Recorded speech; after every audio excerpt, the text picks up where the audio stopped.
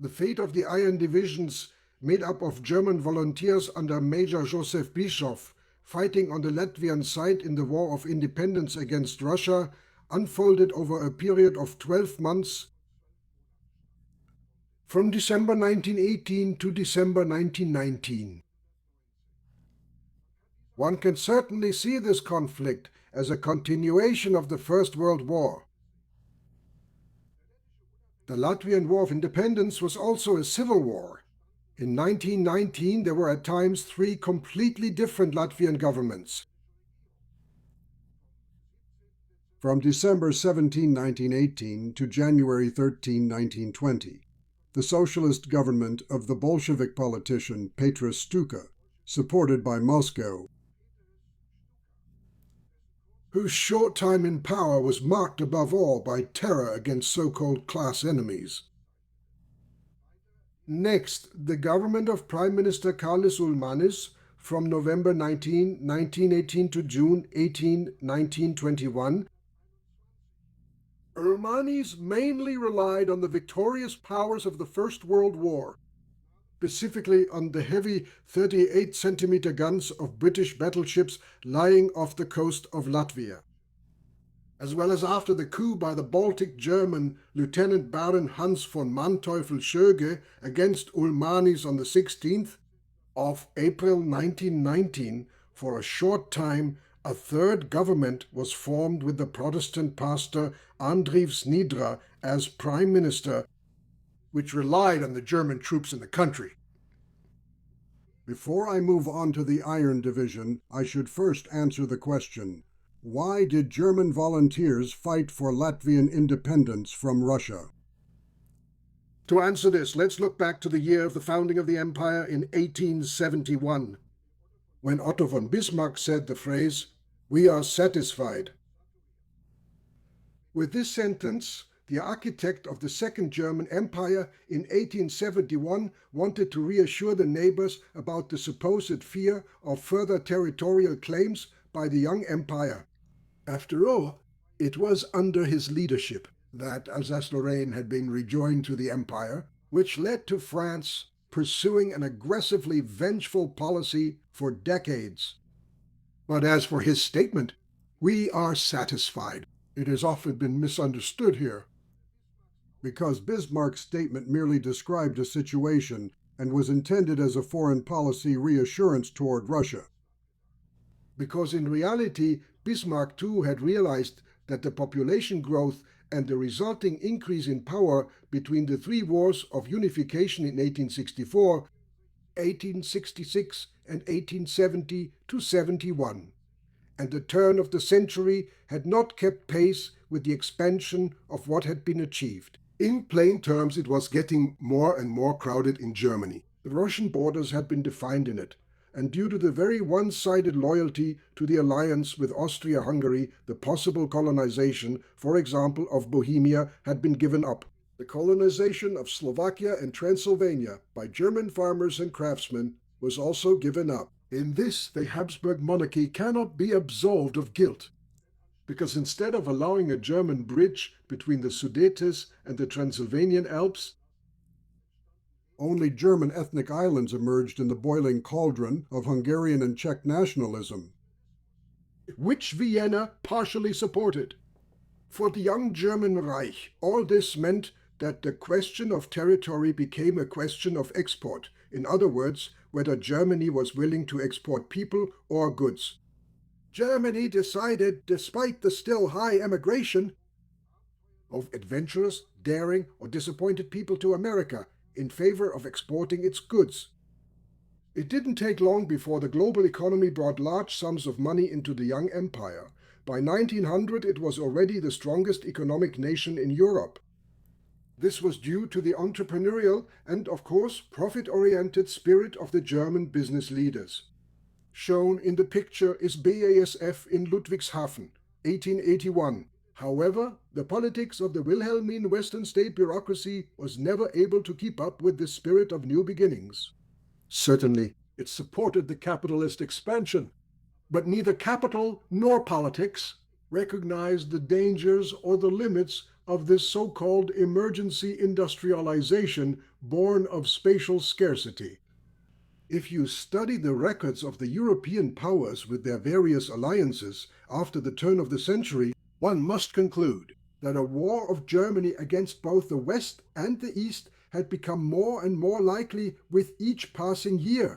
There was France's never-ending reminder of the defeat of 1870/71 and the loss of Alsace-Lorraine. There was Great Britain's fear of losing the worldwide dominance of its goods. This was also evident with the Merchandise Marks Act passed on August 23, 1887, namely the introduction of Made in Germany. In addition, Germany's naval policy. Then there was the devastating defeat of the Russian Tsarist Empire in the Russo-Japanese War of 1905, as a result of which the Tsarist Empire, out of self-preservation, had to divert all its revolutionary forces against the West. Around 1905, this idea was circulating in Berlin. In the picture at the back right, the General Staff building, the idea of a war against weakened Russia or against France, which was not yet so heavily armed militarily. But the, quote, brutal Caesar-like joy of conquest, which had made the British Empire great, did not have majority support in the bourgeois administration of Wilhelm II. But the focus on the East was never abandoned. Already at the turn of the century, the youth movement emerged, here a later group of Berlin Wandervögel with their somewhat unrealistic slogan. Back to the Land had awakened romantic hopes for the East among Germany's urban proletarian masses. And when, at the end of 1918, the first small, still insignificant contingents of Baltic campaign volunteers set out, that happened as well, from a spirit that in many ways went directly back to the pre-war youth movement. As for the origin of the Iron Division, the key reason was the British hunger blockade directed against the German population by blocking the North Sea, which from 1914 to 1918 resulted in an additional approximately 700,000 German deaths. As a result, broad sections of the German public became aware of the importance of the territorial question, which had already been simmering in Germany for a long time, and was, of course, primarily a question of food supply. It has long been forgotten that even after the acceptance by the German Reichstag on the 19th, after the so-called peace resolution was introduced by the German Reichstag on July 19, 1917, the free trade unions under Karl Ligon in the SPD demanded the Düneberg-Narew line in a war aims resolution. Furthermore, Field Marshal von Hindenburg had an ambitious settlement program drawn up here in 1917 with the staff of the 8th Army deployed on the Eastern Front. Hindenburg had a comprehensive settlement program for the Baltic provinces drawn up. After the collapse and the revolution, which enclosed the empire with an almost impenetrable grip, and severed many intellectual and political ties with the West almost until the founding of the Federal Republic in 1949, the advance into the Northeast had become the last option. Because although the forced Treaty of Versailles had put a lid without a vent over Germany, which was torn apart by internal political struggles, this pressure cooker had always had a weak spot at the Courland border. During the First World War since 1915, hundreds of thousands of landless farmers' sons and land-seeking proletarians had been in the old German cultural land between Memel, today Klaipeda, and Lake Peipus, 550 kilometers further east, had been deployed. And as here in Limitau, had gotten to know this region. In the Treaty of Brest-Litovsk between Germany and Russia on March 3, 1918, Courland and Lithuania were separated from the Russian state. Estonia and Livonia were to remain occupied by a German police force until their own state structures and security forces could be established. By November 1918, the Eastern Front had dissolved. The Supreme Army Command then entrusted Major Josef Bischoff, who had been the commander of Infantry Regiment 461 in the 237th during the war Infantry Division, to lead a Freikorps formed from the remnants of the 8th Army, which had been deployed in the east, and from volunteers. On November 17, as already mentioned, the Latvian National Council was formed under Kārlis Ulmanis, declared independence from Russia, and proclaimed the Republic of Latvia. Great Britain provisionally recognized this, and Germany did as well on the 26th. However, the hope for undisturbed independence from Russia did not last very long, because as early as December, the Red Guards of Lev Trotsky attacked the new republic, supported by Bolshevik Latvian workers and small farmer battalions. The direction of the attack was clear. In the course of the planned spread of the World Revolution, Latvia was seen by the Bolshevik leadership as a bridge to Western Europe. Thus, quote, the fight against Bolshevism became the first and decisive battle cry. After the initial unsuccessful fighting of the Baltic Landeswehr, formed on November 11 with German approval against superior Bolshevik forces, almost all of Courland was lost.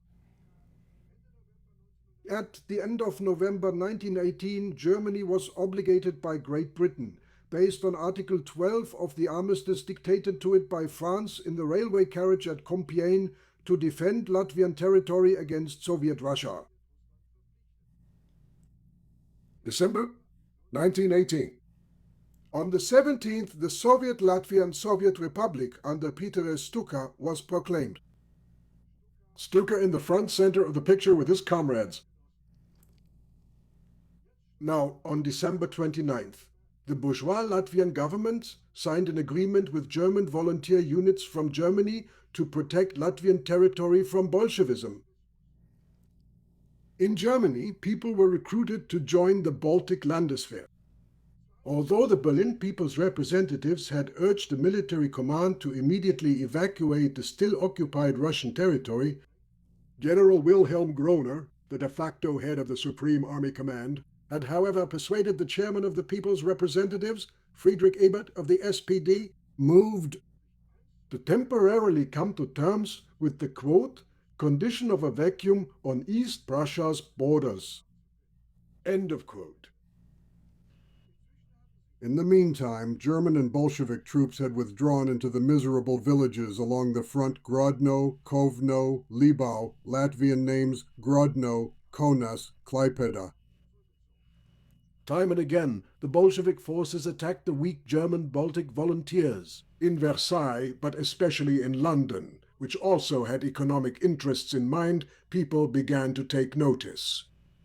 A Russian Baltic region under Bolshevik control, perhaps even an attack by the Bolsheviks into Germany, meant the greatest danger for the West. Great Britain, with its global reach and centuries of experience in statecraft, supported the fight against Bolshevism, but at the same time ruled out a clear German victory. Finally, there was also the Latvian intention to first liberate their country from the Russians with German help, and then from the Germans with English help. This sophisticated and also politically ruthless game of international politics was something the military leadership of the Baltic operation was unable to see through, nor would they have been up to it. February 1919. The days were already getting longer and combat activity was flaring up. The first German Freikorps arrived at the still fragile front. The Latvian government had promised land, which the Baltic barons had made available to them free of charge for settlement, altogether a third of their property. Every volunteer fighting against Bolshevism was promised 80 to 100 morgen of land, a considerable economic fund, and interest-free loans for the transitional period. March 1919, loosely connected combat groups, Freikorps units at battalion strength with their own batteries and their own supply lines, prepared to strike out into the vast open lands ahead. Some of their leaders have written books about this, such as Captain von Medem or his comrade Cord von Brandis, who along with others had captured Fort Douaumont near Verdun, or Eric Ballot, who served as a battalion commander in the Iron Division, and finally, the one by Major Bischoff. A film about the Baltic fighters was even produced by UFA in 1937. All of them, at least up until the time of receiving the draft of the Treaty of Versailles on the 7th. May 1919 had acted on behalf of the Weimar government, on behalf of their homeland. If you now look at the names, origins, and attitudes of the German volunteers who played a decisive role in the liberation of Latvia. Among them were young patriotic officers who wanted to conquer a new province for the Reich. Some poor rural settlers from the now too crowded Black Forest or the Spessart expelled German Bohemians. Rhinelanders, professional soldiers who were attracted by the fight for the sake of fighting, desperate grid workers, worker soldiers, who no longer wanted to shoot at their comrades from the front. The desperate, whose spirits had been crushed by the defeat of 1918. The indifferent, to whom high wages promised a free life without work. Idealistic members of the Wandervogel youth movement, sons of ancient families, full of knightly pride and Baltic traditions. In between, profiteers and adventurers, escaped criminals and depraved followers. That was the composition of the Freikorps, who shattered the Bolshevik front on March 3, 1919. Their commander-in-chief, Major General Rüdiger Graf von der Goltz, had obtained the permission to attack from the German 6th Reserve Corps, which was responsible in Courland. Here is the order of battle. On the right flank, the unit formed from volunteers at the end of January 1919, under Major General Paul Theady, in the center the Iron Division led by Major Bischoff, and in the north the Baltic Landeswehr under the command of Captain Alfred Fletcher. They drove the Russians before them until a counterattack by Latvian Bolshevik regiments forced the Iron Division to halt. The rage over their previous defeat had led the Bolshevik regiments to a senseless massacre of the hostages from Mittau, today Jelgava, and Riga. The death toll from the terror measures of the Red Army in Latvia is estimated at 5,000 to 7,000 people.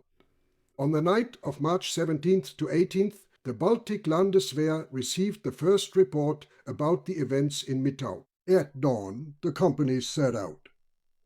The 60 kilometers were covered without a break. Then Mittau was stormed, without the German reinforcement troops knowing anything about it. On their retreat, the Bolshevik troops once again took out their anger on the population. Family graves were looted or used as toilets. With this, the Red troops deployed against the German Baltic units had ensured that from now on a battle would rage until the complete destruction of both sides. When the success at Mittau was reported by a radio message from the Baltic Landeswehr, the remaining German units also attacked. By the end of March, Courland was free. From Bauske, from today's Bauske, which Captain Kurt von Brandis, on the right in the picture, had taken, all the way to Tukum, on the Baltic Sea coast. Today called Tukums, there was now a border guard, but Riga was still in the hands of the Trotskyist Latvians. April 1919.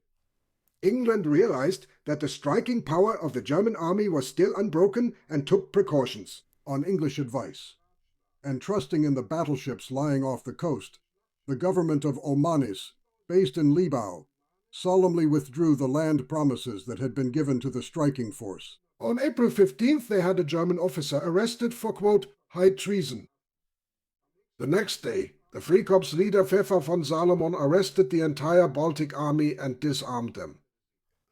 At the same time, an assault unit of the Baltic Landwehr, under the command of the 25-year-old Baltic German Lieutenant Baron Hans von Manteuffel, intervened and overthrew the Ulmanis government.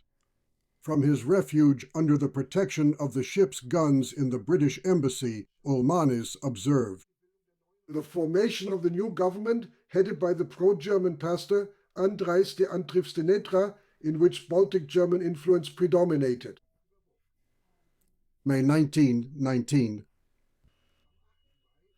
On May 8, Germany had received the draft of the Treaty of Versailles prepared by the victorious powers a day earlier. The Weimar government ordered the evacuation of Courland. However, The German Baltic Front refused to obey this order. Their 40,000 men were ready for battle. Here is the military organization of the Baltic Landeswehr. The combat squadron of the Polymerit recipient Gotthard Sachsenberg was ready for takeoff with 30 Junkers aircraft of various models. There was sufficient ammunition available for the cannons and machine guns. They also knew that the Entente was 1,000 kilometers further west of the Rhine. And according to reports from Germany, the military-initiated uprising against Weimar and Versailles had to break out by June at the latest. However, this only happened with the Kapp Putsch in March of 1920. For the German volunteers in the Baltics, at least that's how they saw it.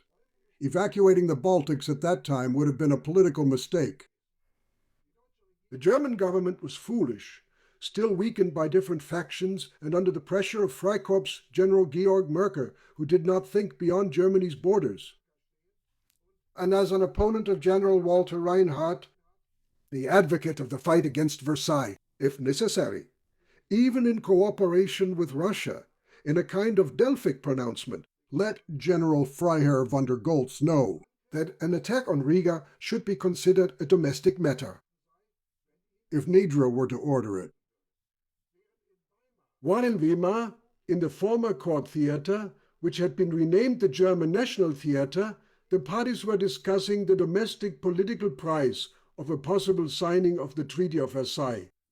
And after that, people would meet for a beer in one of the pubs of the tranquil little town, while out on the battlefield something was beginning to take shape. Riga, on May 22, 1919, marked the last major victory of German troops.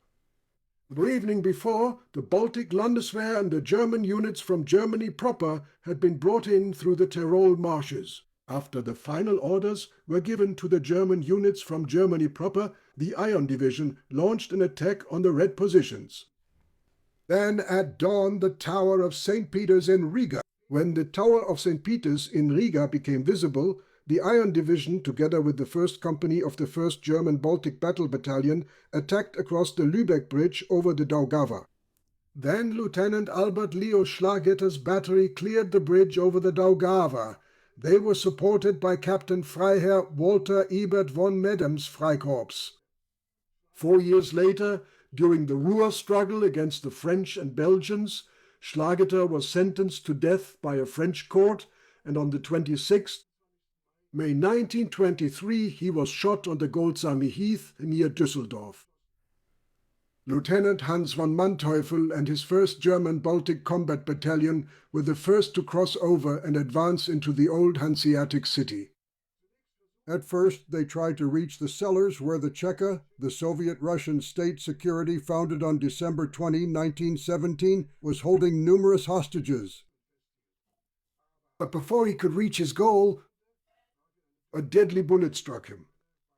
Then the Baltic Landeswehr and the Iron Division crushed the last Red reserves, which had been positioned for the decisive breakthrough attack into the rear of the German units, and pursued them beyond Friedrichstadt in Latvian Šonjelgava on the Daugava River. By around 4 p.m., Riga was liberated, but the victory had its downside, because it blinded the Baltic Germans. Starting with the operations in April and the success on May 22 and 19, they had defeated the Red divisions and pushed them back to the east. Now Livonia beckoned as the next target, the lands of what is now Livonia, once part of the Livonian Confederation and the Livonian territory of the Teutonic Order. Behind it stretched the fertile and uninhabited Estonia. They in turn saw that as the bridge for a leap to St. Petersburg. They already knew that the White Guard Russian general, Nikolai Nikolaevich Yudenich, was stationed with his troops in front of Kronstadt, the fortress on the Baltic Sea island of Courland near St. Petersburg in Russia. The Baltic Germans began to dream. They saw the new Russia, for them Germany's most important ally in the fight against the West, in the making. But instead of securing what had been achieved, the Baltic Landeswehr continued its advance. That, in turn, prompted the Estonians and Latvians to take action, quote, to break the looming rule of the Baltic barons. British officers took command of the Estonian and Latvian troops. Their equipment gave them a material advantage. In addition, English battleships secured the coast. When General Count von der Goltz sent the question to Weimar asking what should be done, he received the next oracular answer. If German troops want to enter the service of the Latvian government under Nidra, they are not to be prevented from doing so. June 1919. At the place with the symbolic name Wenden, present-day Cesis, the fate of the Baltic campaign was decided. Here is the front line at the beginning of the month. Now the excessive independence of the German units took its toll. Their premature confidence in the attack's irresistibility, the rear area filling up with marauding rabble, the failure of the ammunition supply. Also, a previous act of treason by a reserve cavalry captain who had defected to the Latvians and Ulmanis. Many other reasons contributed to this. That at the end of June, the Baltic Landeswehr and the Iron Division between Wenden and Hinsenberg fell into the English defensive trap and, suffering heavy losses, were pushed back and partially scattered. 2 weeks earlier, the front had suffered decisive setbacks after the 1st Guard Reserve Division was withdrawn at the request of the German government. Here is their sleeve insignia, and the Westphalian Freikorps Pfeffer had been ordered back to Germany to be demobilized there due to the Treaty of Versailles. Riga had been lost again. In the Olai position, named after the city of Olai, today Olene, between Riga and Mitau, the German units regrouped. But all further support failed to materialize. In Weimar, on June 22, 1919, the Treaty of Versailles was accepted. July 1919. The exhausted German units never recovered from the heavy losses at Riga and Bauske, at Wenden and Hinsenberg. Instead, dubious characters filled their ranks, for whom making money was more important than fighting. On the 3rd, the armistice agreement was signed at the school in Riga Strassendorf, mediated by the English Lieutenant Harold Alexander, which ended the fighting between Germany and Estonian-Latvian troops during the Latvian War of Independence. Alexander then became the commander of the Baltic German Landeswehr. On the 3rd, Prime Minister Andreas Jeter, who had been appointed in April, resigned, and England reinstated the Ulmanis government. On July 19, the German government informed the troops that it would only be able to pay their salaries until September. A Russian adventurer of unknown origin, sometimes a colonel, sometimes a prince, sometimes a nobleman, Pavel Mikhailovich Beaumont. Auerloh was not deterred by the fate of the recently defeated White Guard General Yudenich, who was mentioned earlier, near Petersburg, and proclaimed himself the head of the Imperial Russian Western government. With his own money and his own army, the West Russian Army.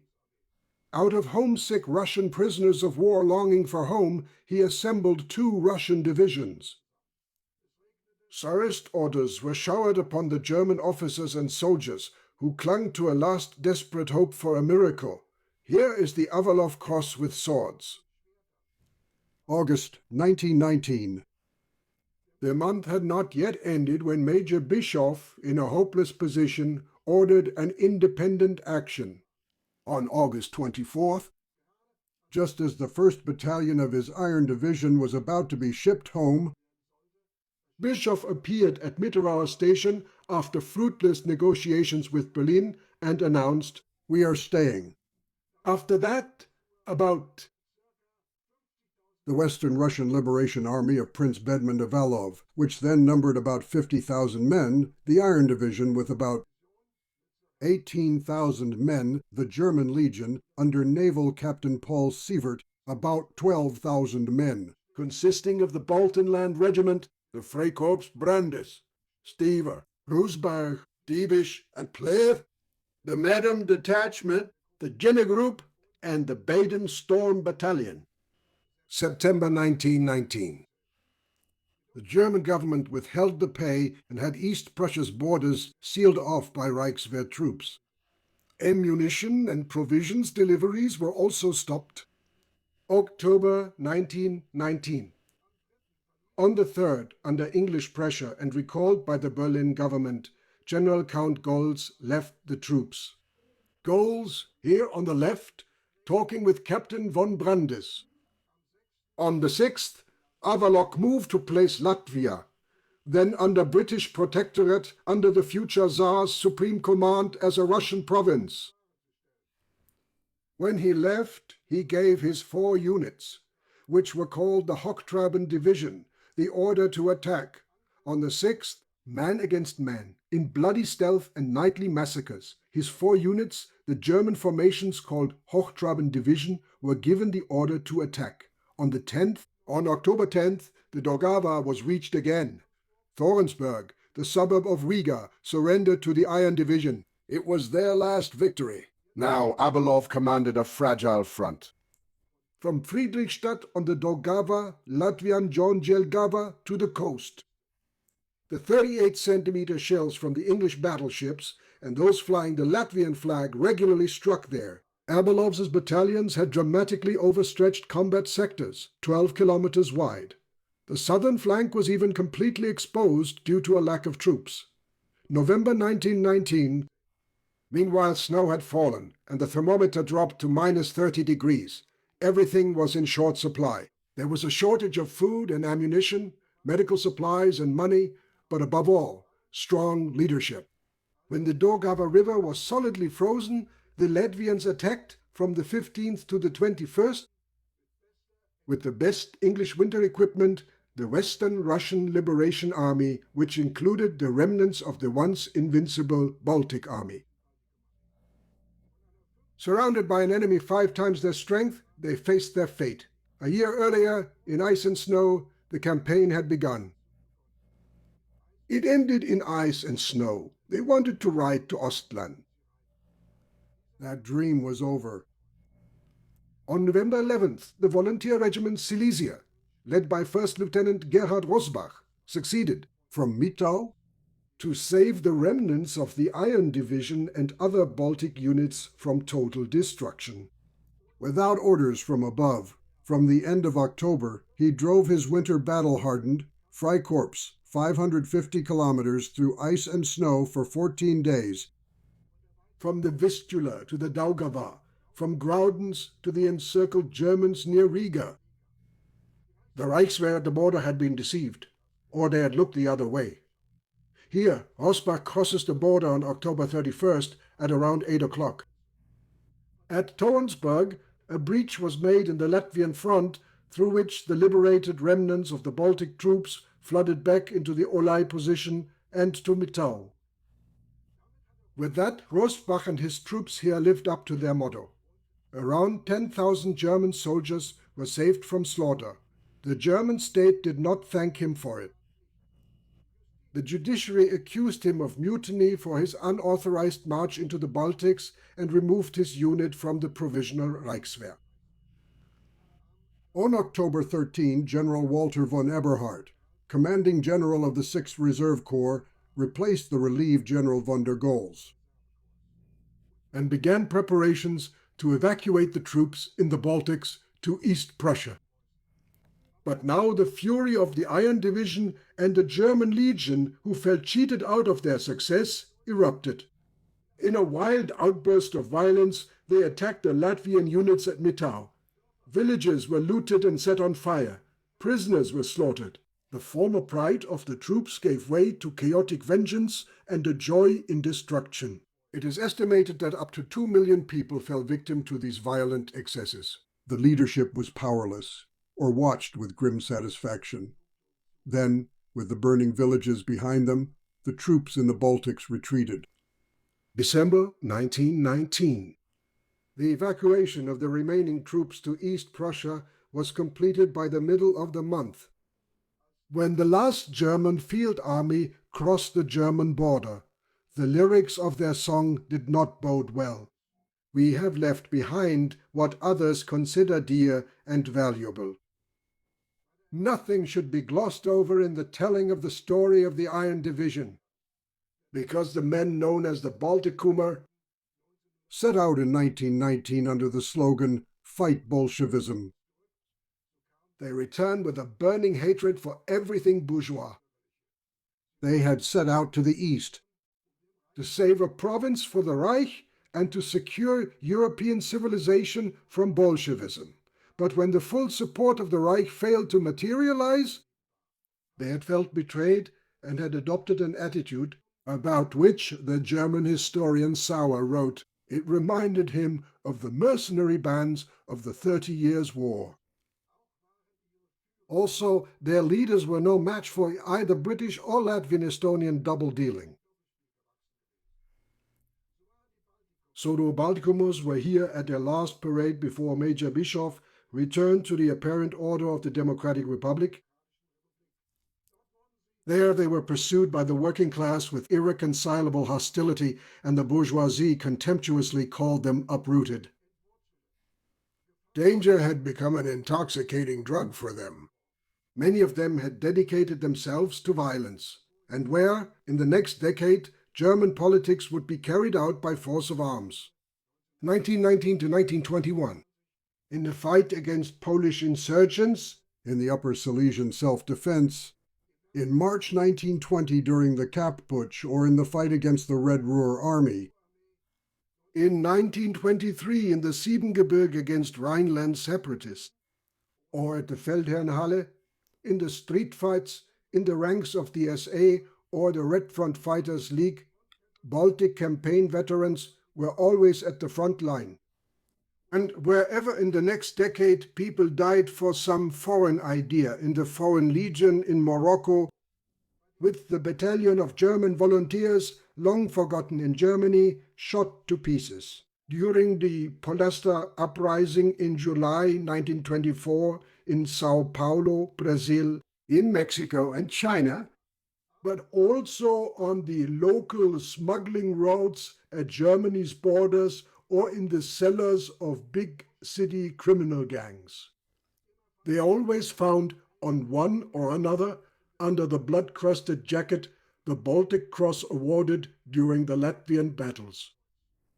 If you look at this campaign to Russia with the necessary distance, it was hopeless as an isolated operation at every stage. As a part of a revolutionary struggle against the West, as suggested by Prussian Minister of War General Reinhard, it could have gained decisive significance. For this, I refer to my video 1919 with Soviet Russia against Versailles,